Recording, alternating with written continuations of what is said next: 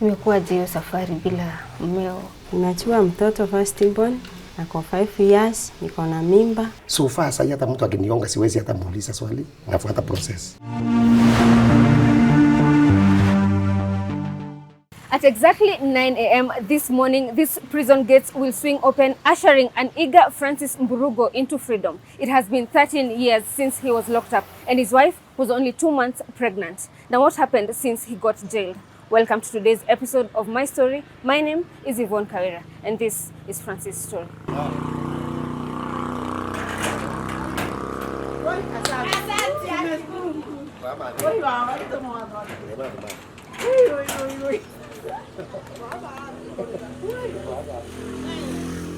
Kwa majina naitwa Francis Mburugu mchana. Leo ni siku yangu kubwa sana kufurahia. Baada ya kukaa gerezani miaka 15 hivi. Naliingia gerezani sababu nilifanya makosa sikuwa natarajia ya manslaughter. Na sababu sikuwa nimepanga, hiyo makosa tu iliingiana hivyo na nikakubali makosa yangu. Nikaendelea na koti, nikafungwa, nikaapili high court, nikafungwa life, nikaenda Kenya court, kanirudishia 20 years. Na leo ndio nimeweza kutoboa hiyo kifungo ya 20 years. Tulikuona vile ulipoona familia yako for the first time, the emotions were very high. The first time uliona mtoto wako, what was going through your mind and your wife? Nilifurahia sana sababu sometimes huwa wananiangalia na wananiacha nikiwa na stress. But leo nimejiona niko na wao pia, ni vile nimefurahia. Nimeshukuru Mwenyezi Mungu sana. Na ningependa kusema sababu sioni kama naweza rudi hiyo makosa niliweza kufanya tena niache watoto wangu ama familia yangu. So leo niko na furaha kubwa sana.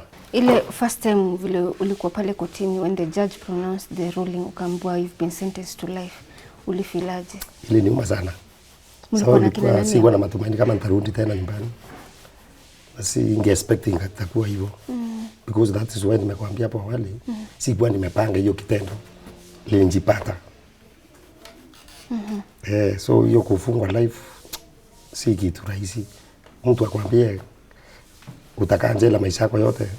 Umeacha watoto na nimeacha watoto na familia na bibi.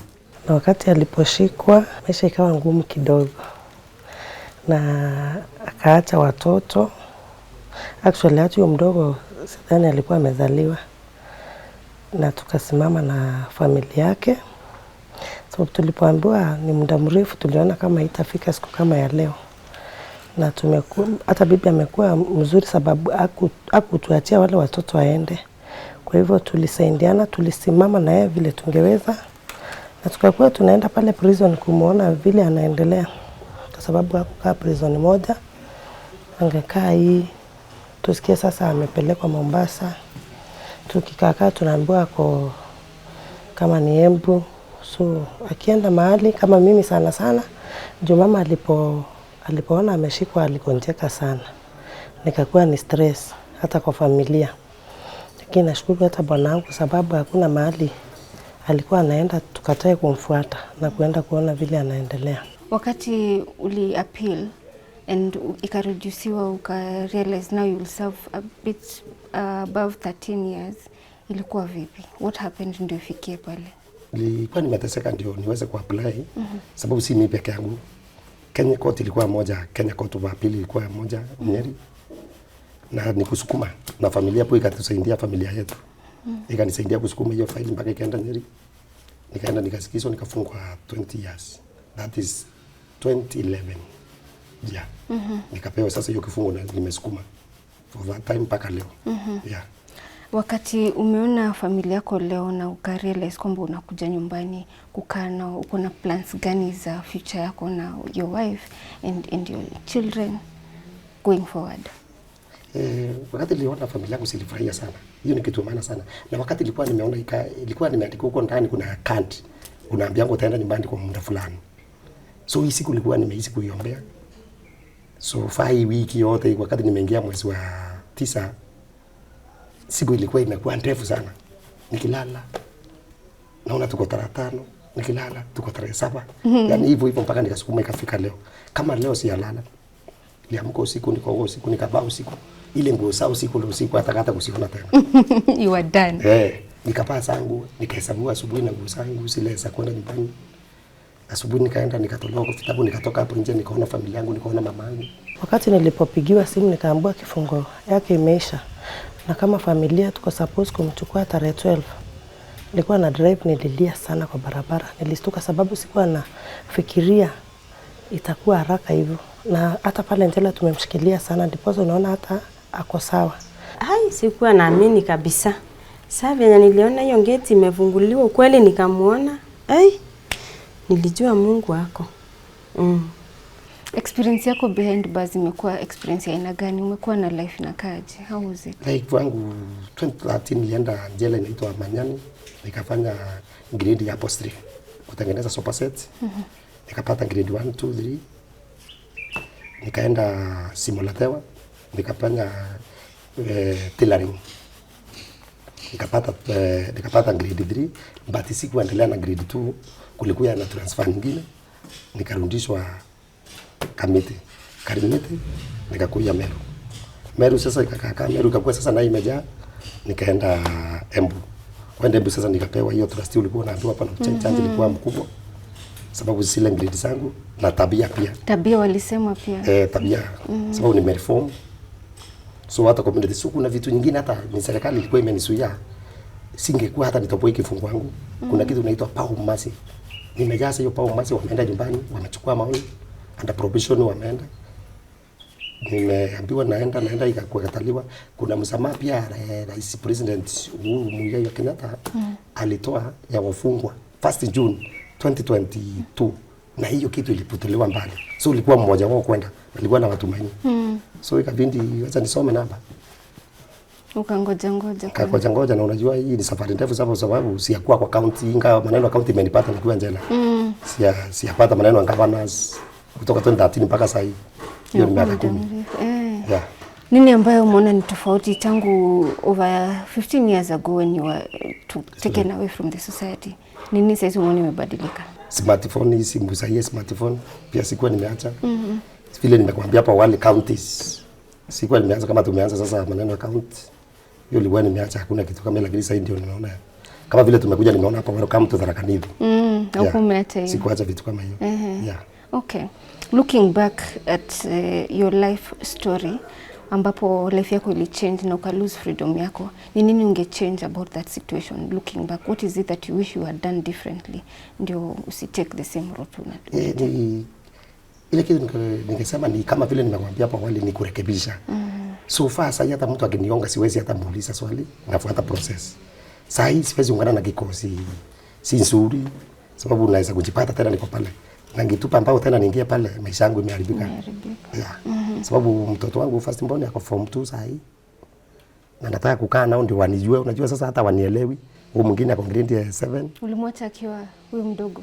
Huyu mdogo. Sasa kama mama yake akona mimba. Nilikuwa na mimba mwezi moja wiki 2. Imekuwaje hiyo safari bila mmeo miaka yote? Safari ilikuwa ngumu, nikajiuliza ni abort. Nikaambiwa ina maana. By the way nilikuwa nakaa kama nimejifungia kwa nyumba, ni mawazo. Nimechua mtoto first born, ako 5 years, niko na mimba 1.5 months. Sasa nilishindwa. By the way ilikuwa karibu kifo. Sababu sikuwa nakula. Nilikuwa tu nakaa nimejifungia kwa nyumba, nikulia tu. How was that for you? Your relationship with her, mkoaje, mmebond? Huwa tulikuwa anakuja na niangalia tu, tulikuwa tunapatana. Na hata yeye mwenyewe anataka kuniona kama kweli ni baba yake. Unaona tu hata yeye alipiki. Anaangalia mikono hivi, anaona kama tuko the same. Hata alikuwa anazanga tukionana anaweka mikono the same. Alafu anafanya kidole hivi akiwa mtoto. So pale mtaani unajua watoto wangu na familia yangu ilikuwa na challenge nyumbani. Sababu several times brother yangu akikuja, sister yangu akuja kama huyo tuko kwake hapa, wangu wanawasumbua. Baba yangu dadi yangu atakuja lini? Ako wapi? Na hawezi ambiwa ni mtoto mdogo niko njela. Lazima andanganywe niko somewhere, nitakuja nitafanya hivi.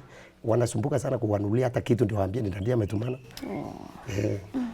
So jela si mahali pazuri. Na jela hata kuna wale watu ningeadvise watu, si kuna wale watu wa kuwekelea watu macases. Tafadhali usiwekelee mtu case aende jela. Sababu unaweza kufanya aende jela na apatelee jela. Na hata kama kuna laana na hata kuna Mungu mbinguni. Kweli. Kwa hivyo jela si mahali unaweza furahia mtu aende jela. Na sofa vile hata kama vile mmekuja si ati nimefanya kitu ya maana sana ndio nijiambe ni kwa mtu special, hapana. Nilikuwa nimefanya makosa mbati kurundia na nilitubu makosa yangu, nilijua nifanya makosa nikatubu. Na hata Mungu alinisamea sababu anajua hata mimi sikuwa nimepanga na singe expect vitu kama hiyo itaendelea.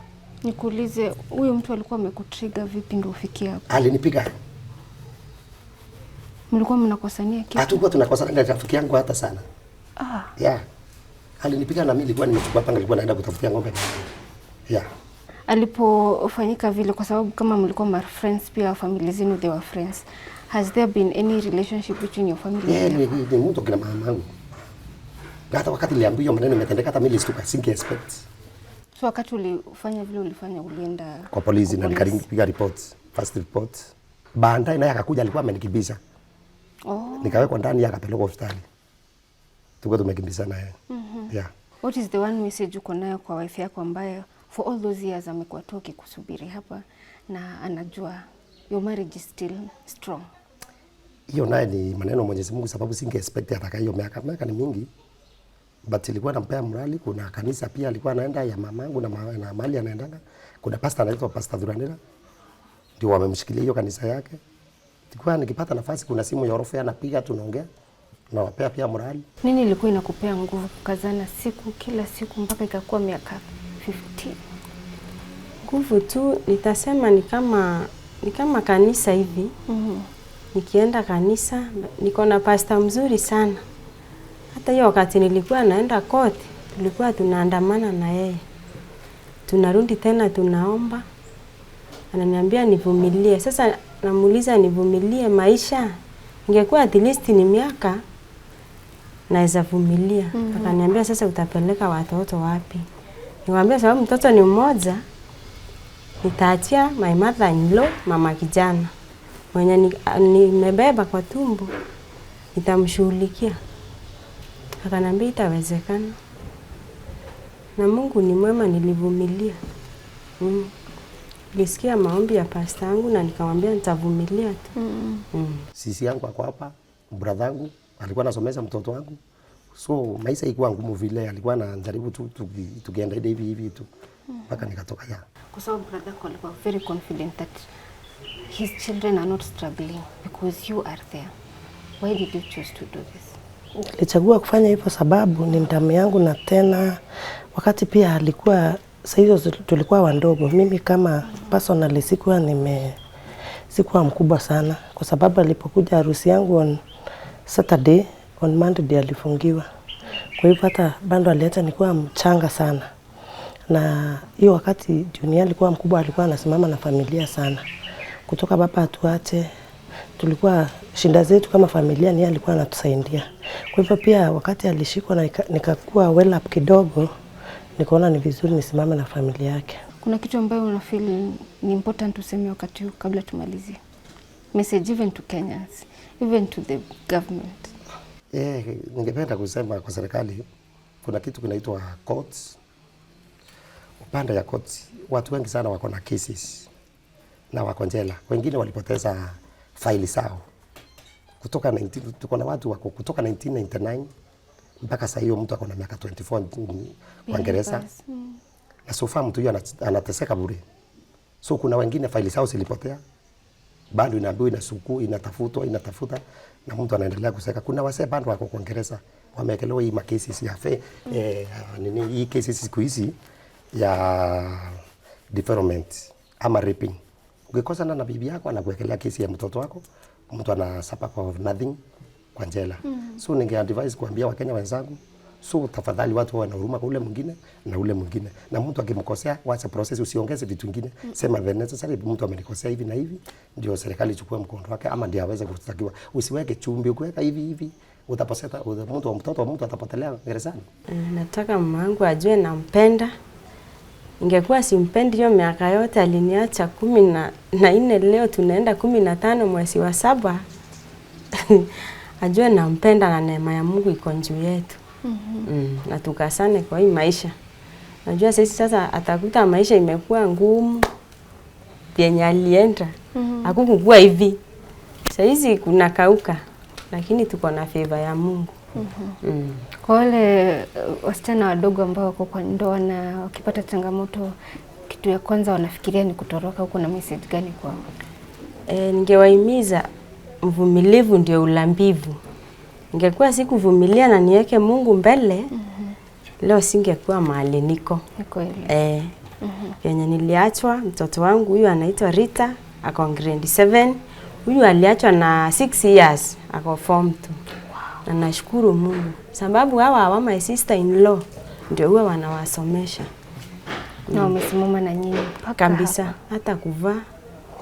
Hata watoto school fee wakifukuzwa ndio nawapigianga simu na wanawalipia wote. Ile kitu naweza waambia wale watu wanapitia kitu kama hii, ni vizuri kushikana mkono kama familia. Especially mtu wenu akuwa mahali pale. Mimi nilijiunga na hata grupu nyingine inajiita Ubuntu, kusaidia wale watu wameshindwa kutoka jela, wakuwa na makosa kidogo, mara wameshindwa kukilia ile bill. Wakati brother yangu alishikwa ilibindi ni tukue na hiyo group, na nimeweza kutoa watu wengi sana pale jela kupitia hiyo group. Ni tukiomba watu msaada, tunaendanga prison tukisikia kama uko na cash bill umeshindwa kutoa, ama ukifungwa au umefungwa na mimi umebakisha ni kama 30,000 ama 50, tunaingilia na tunaweza kukutoa. Kwa sababu wakati nilikuwa naenda pale kuona ndugu yangu, nilikuja kujua watu wengi wako innocent sana pale njela. Ama wengine ni uwezo. Kama unaweza fungua miaka 2 ama utoe pesa kama kiwango fulani na ushindwe. Ikakuwa sasa nikajua ni vizuri. Freedom ni kitu ya maana sana. Sasa na mpaka sasa hizi tunakuanga na hiyo group na tumesaidia watu wengi sana juu kwa Candid. Tunjaribu kuongea na mabwana zetu. Akiona hapa anaweza ingia kwa makosa, mnaongea mnaketi. Hasira ni kitu kibaya. Ingekuwa sio hasira ama hii ulevi, wanangu angeniacha nikiwa na hiyo miaka yote ameniacha peke yangu. Wakati huu umekuwa ukiongea naye, hata amesema umekuwa ukimtembelea akiwa jela. Umekuwa ukimwongelesha about hizi mambo ambazo unasema hapo? Naenda huko naambia sasa, unaona, ingekuwa sio hii maneno mingi ya kukunywa, atungekuwa hapa. Singekuwa nateseka. Na ingekuwa wandanda wako walinichukia, by the way singekuwa mimi nilikuwa naomba hata hiyo kifo. Bahati vyenye walinishika na nikaona ukweli. Kuna mahali tunaenda, ndio niliamua kuvumilia.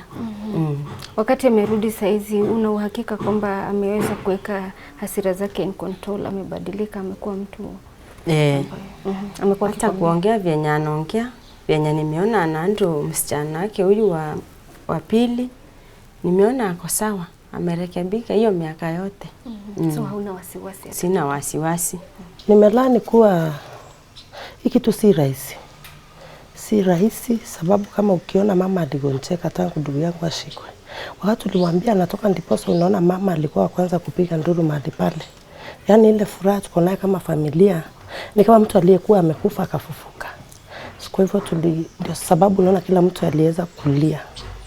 Na naweza omba wale watu wao wako prison, hata kama walikuwa wamekosea aje, kwa sababu sisi ni binadamu, hakuna mtu hawezi enda mahali pale, ni kama hospitali. Ningewaomba wasiachilie watu wao, na ni vizuri wakuwe wanaenda kuwajulia hali mahali pale, kwa sababu watu wanataka upendo wetu sana. So right now, because of your experience, uko na advice to the youth, and this is the time to tell this youth what to do and what not to do. Unaweza advise nini? Naweza kuadvise kitu ya kwanza, hasira ni mbaya, inaweza kupeleka mahali si pazuri. Number 2, crime. Ukitembea na mtu unajua mtu ni aina gani. Kitu ya pili, ujielewe wewe mwenyewe. Sababu unaweza kukupigia simu ama nikuachie kitu. Pia kuna design nyingine imekuja siku hizi. Mtu anaweza kuja na bagi ikiwa na kitu fulani, niweke hiyo kitu. Before realize hii kitu ilikuwa imeibiwa. The same of simu. Hizi nimekuambia simetoka nikiwa njela. Unaweza chinazi simu ya mtu na ameuoa mahali fulani. Unjipata umeenda njela na umenyongwa. Unasukuma kifungo ya life na unaserve for nothing. Kutoka saizi nimeamua sasa pia personally nitakuwa natembelea prison sana. Na nitakuwa natoa msaada wangu vile ningeweza kusaidia wale watu wako pale. Kama mtu ako na njia anaweza toka kama mimi Candid nitajitolea sana kusimama na watu wengi. From the heart of Tharaka Nithi County in Chuka, we have brought you a story of love, a story of a woman who waited for more than 13 years for her husband to return from jail, and a story of a family that stood with this woman to support her while her husband was away. Thank you so much for staying with us till the end of the show. But before we go, we would like to urge you to please support this family. Contact them through the number that we shall put on the pinned comment and help them get back on their feet. Thank you so much for staying with us till the end of the show. My name is Yvonne Kawira.